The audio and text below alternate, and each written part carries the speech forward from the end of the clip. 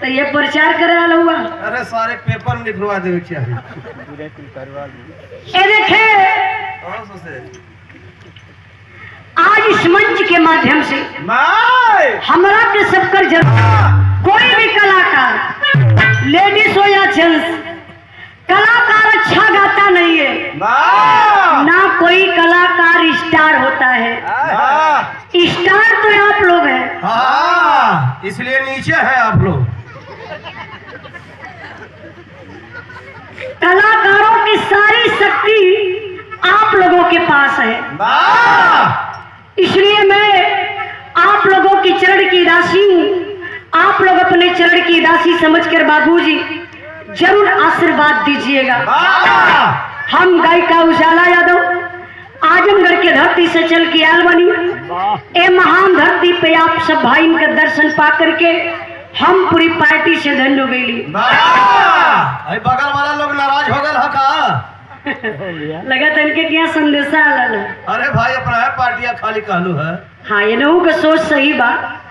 हमसे या बिरहा के बहुत अच्छे कलाकार सुपर स्टार आज को आपको बड़ा बढ़िया लगल है अदायगी।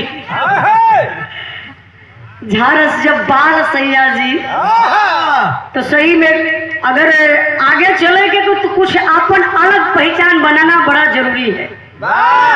अपन रास्ता बनावे। आजकल का गवैया तो ऐसा हो गया कि बस के गा दिला बस वही के मार्ग में चला बस वो हमार बा। लेकिन नहीं अपना कुछ पर्सनल होना चाहिए ताकि लोग गईले पर बखान करें कि प्रधान जी अइला तो बार जो झारस जब बार सैया जी वो तो गौले सब गवैया गौते बा। लेकिन जो आप गाय रहा है और जो आपका एक्शन रहा है अरे वाह। अब पूछे के नाम बिरहा का एगो चीज आप दे दे पब्लिक के लड़का 3 दिन लगातार मुंह बने है कया घरों में बोल सही होती आज जो एक्शन दिखौली है अभी हमानों के दिमाग से ना उतरी एक ठे कहा बदे हो गए। देख ऐसा कलाकार होना चाहिए। हाँ अगर हम आपका बड़ाई करी तो दूसरा कलाकार जब यूट्यूब पर ही हो लोग देखा भैया देखेबे करिए। अब गवैया नाराज हो रहे हैं उजलवा तो प्रधान जी के बड़ाई कर रहा उजलवा के साथ गावे के तैयारो न रही है। प्रोग्राम फेरवा दिए कहीं हम रस्तवे में से लौट जावे। आजकल के तो समस्या के अगर उजलवा के साथ प्रोग्राम हो तो भैया हम ना गवे आई। अब मैं पता चल गई है उजलवा के साथ लिखा हम रस्तवे में से रिटर्न लौट जाओ। अब उजलवा कौन छुरी लेके चलत है। हम ऐसा कलाकार रही अपन पब्लिक से बिरहा गाय के धीरे से निकल जाएगा। ऐसा होना चाहिए। तो हमसे या बगल वाली पार्टी या प्रधान जी की तरफ से जो बिरहा की एक अलग आपकी छाप है अलग पहचान है अच्छा लगता है। और कबो कबो आपका बात मन के गड़िया में छिड़ जले और कलाकार सीताराम सीताराम प्रधान राधे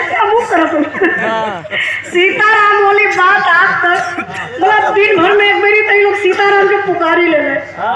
अरे दोगला राधे श्याम कर रहे यो लोग का पति है जब हम सूत जाता। अच्छा मैं सुतल लोग जानत ना कि गहरी नींद में भाई गाड़ी रोड पे चलत है तो कितना निश्चित होके सुतो। अब जान गिरा लोग गुजरवा सूत गए प्रधान जी का बात शुरू हो जाए। प्रधान जी का गाना लगाओ प्रधान जी का लगत है तो एक से मैटर वहां से निकलत है। आज एक मैटर और लोग पाई गए रखी हमसे या प्रधान जी से कोनो भी गलती हो जाए तो आप लोग क्षमा करने का कष्ट करेंगे क्योंकि बताया जाता है ज्यादा चलने वाले थक जाते हैं और ज्यादा बोलने वाले लात भी खाते हैं। अच्छा तो यहाँ ज्यादा क्या बोला था वाह अब तो तू ही दोनों जने बोलत हुआ बस सीताराम वाली अब तो और कुछ प्रधान जी के कुछ प्रजापति आयल हुआ हम ना कुछ कावे प्रजापति अपन संभाल लिया सकता जरन गमछवा ले तो समाजवादी देखते हैं सोचा तो हम गमछवा ले लो समाजवादी ऐसे जात कहीं प्रजापति हुआ। जनता लोग की प्रजापति लोग कितना धोखा दे रहे ना चुनाव में। अभी डायरेक्ट प्रधान जी के डर के मन गमछवा ले के उसे मुंह पोछा तो प्रधान जी देख ले कि हम अब सपा में हो गई